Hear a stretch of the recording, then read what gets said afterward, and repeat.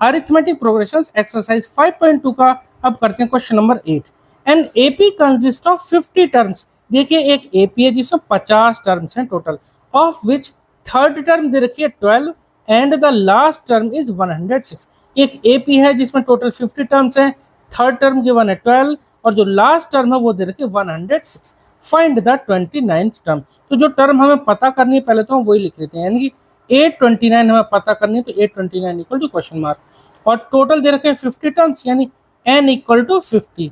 ठीक है, third term given है 12 यानी कि A3 दे रखी है कितनी 12, और लास्ट टर्म अब बताइए 50 टर्म तो उसमें टोटल है, तो लास्ट टर्म क्या होगी, लास्ट टर्म होगी 50th टर्म। ठीक है, लास्ट टर्म 50 टर्म टोटल है तो 50th टर्म होगी लास्ट टर्म, और दे रखी कितनी 106। थर्ड टर्म दे रखी है 12। यहाँ से देखो 106 जो 50 टर्म है, यहाँ से 50 को हम लिख सकता हूँ a plus 49d, a plus 49d equal to 106। क्योंकि देखिए हमारे पास फॉर्मूला होता है nth टर्म का, an equal to a plus n minus 1 into D, यही फॉर्मूला होता है। n अगर हम यहाँ पे ले लेते हैं 50, n की वैल्यू अगर हम 50 लेते हैं तो a प्लस n माइनस 1 यानी 50 माइनस 1 कितना हो जाएगा 49d हो जाएगा। ठीक है, तो यहाँ पर 106 इक्वल टू कितना है a प्लस 49d। ऐसे ही जरा A3 निकाल लेते हैं, तो A3 क्या हो जाएगा, A3 भी इसी तरह से हो जाएगा a प्लस 2d, और A3 की वैल्यू दे रखी है 12, तो लिख दें 12 equal to a plus 2d। ठीक है, इसको हम इन दोनों इक्वेशन को हम सॉल्व कर लेते हैं। इन दोनों इक्वेशन, चलो इसको मान लिया हमने फर्स्ट और इसको मान लिया हमने सेकंड। अब देखो जो फर्स्ट है इसको एक बार लिख लेते हैं और इसी के नीचे लिख लेंगे दूसरी इक्वेशन एलिमिनेशन मेथड से सॉल्व करने के लिए, a plus 49d equal to 106, और जो दूसरी इक्वेशन है हम लेफ्ट वाला यानी लेफ्ट वाला इधर पहुंचा दो, राइट वाला इधर, a plus 2d equal to 12 लिख लेते हैं, a plus 2d equal to 12, कोई दिक्कत वाली बात नहीं है, लेफ्ट को राइट में पहुंचा दी, राइट को लेफ्ट में। सॉल्व कर देते हैं तो लिख लेते हैं ऑन सबट्रैक्टिंग, ऑन सबट्रैक्टिंग। देखिए सबट्रैक्टिंग करने पे यहाँ पे माइनस आया, यहाँ पे माइनस और यहाँ पे माइनस। ठीक है, ये कैंसिल आउट हो गया, 49 में से 2 जाएगा तो 47 बचेगा, 47d, प्लस वाला है तो प्लस का ही यहाँ साइन आएगा, इक्वल टू 106 में से 12 गए तो ये बचेंगे माइनस के नहीं प्लस के, सॉरी प्लस का बढ़ाना 94। ठीक है, माइनस करेंगे तो इतना। अब 47d इक्वल टू 94, तो d इक्वल टू कितना आ जाएगा 94 अपॉन में 47, 47 का जस्ट डबल है ना, तो 47 इंटू 2 आ गया ये। ठीक है, तो d की वैल्यू यहाँ पे आ जाती है कितने 2, d आ गया हमारे पास 2। अब d की वैल्यू चाहे इसमें पुट करो चाहे इसमें पुट करो, a की वैल्यू आ जाएगी। ठीक है, चलो इसमें पुट कर देते हैं।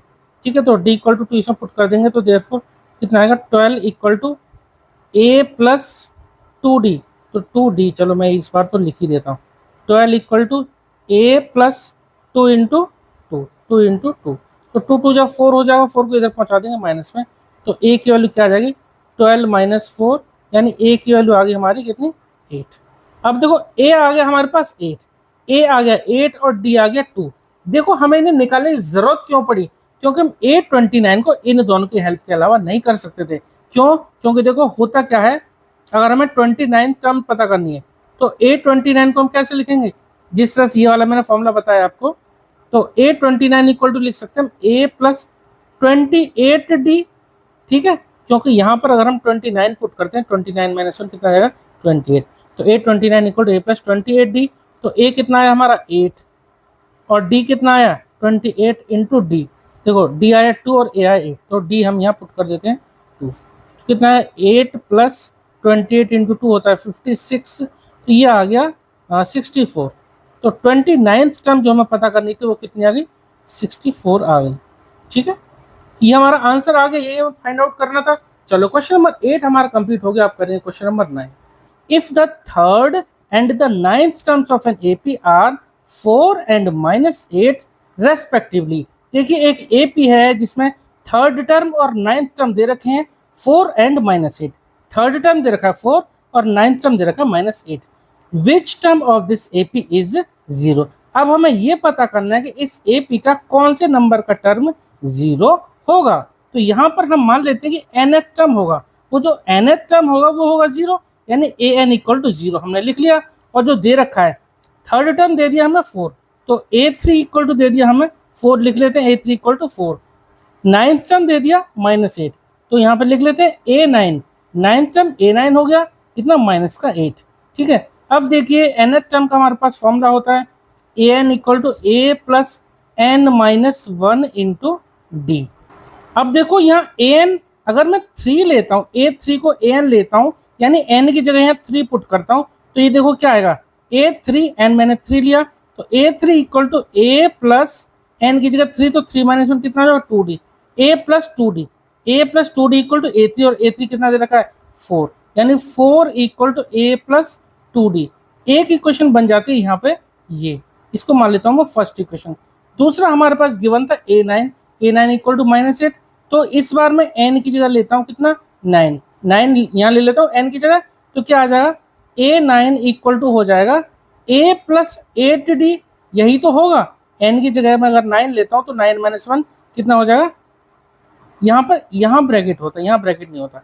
an इक्वल टू ये फॉर्मूला होता है a plus n minus 1d, यहाँ ब्रैकेट नहीं होता। तो a प्लस 9 माइनस 1 कितना हो जाएगा 8d। अब a प्लस 8d को ऐसे ही लिख देते हैं, और A9 कितना दे रखा -8, तो ये आ गई हमारी दूसरी इक्वेशन। अब देखो इन दोनों इक्वेशन को हम सॉल्व कर लेंगे, तो यहाँ से a और d की वैल्यू आ जाएगी। हमसे पूछा कौन सा टर्म इसमें AP में 0 है, तो an हमने 0 लिख लिया। हमसे पूछा यहाँ पे n इक्वल टू 0, यानी कौन से नंबर का वो टर्म आएगा। n निकालने के लिए हम क्या करेंगे, इन दोनों इक्वेशन को सॉल्व कर देंगे, a और d आ जाएगा। फिर हम इस फॉर्मूले में और an को लिख देंगे यहाँ 0, और यहाँ पे a और d की वैल्यू पुट कर देंगे तो n निकाल लेंगे, ठीक है। चलो पहले इन दोनों की हेल्प से a और d निकालते हैं। इन दोनों इक्वेशन को एक साथ लिख देते हैं, तो 4 equal to a plus 2d, दूसरी equation -8 equal to a plus 8d, और हम कर देते हैं यहाँ पे एलिमिनेशन, तो लिख देते हैं ऑन सब्ट्रैक्टिंग करने से जो नीचे वाली इक्वेशन है इसके साइन उल्टे हो जाएंगे। ये माइनस का था प्लस का हो गया, ये a प्लस का था माइनस का, ये माइनस का, ये कैंसिल आउट हो गया। -8d प्लस 2d ये हो गया माइनस का 6d इक्वल टू +8 + 4 ये हो गया 12 प्लस का, यहाँ से d की वैल्यू कितनी आ जाती है, d के साथ मल्टीप्लाई हो -6 इधर जाएगा तो 12/-6, यानी कि ये कैंसिल आउट होकर आएगा 2, और ये आ जाएगा d की वैल्यू कितनी आई -2। d आ गया -2, और d की वैल्यू उठा के इसमें चाहे इसमें किसी में पुट कर दें, इसमें पुट कर देते हैं। चलो तो therefore 4 equal to a plus 2d यानी a प्लस 2 और इंटू डी की वैल्यू -2, यहाँ पे 4। अब देखो ये तो यहाँ 4 रहा, 2 2 जा 4 -4 को इधर ले आएंगे तो प्लस का 4 इक्वल टू a, यानी कि a की वैल्यू आ गई हमारे पास 8, a आ गया हमारे पास 8 और d आ गया -2। अब इन दोनों की हेल्प से हम n निकाल लेते हैं।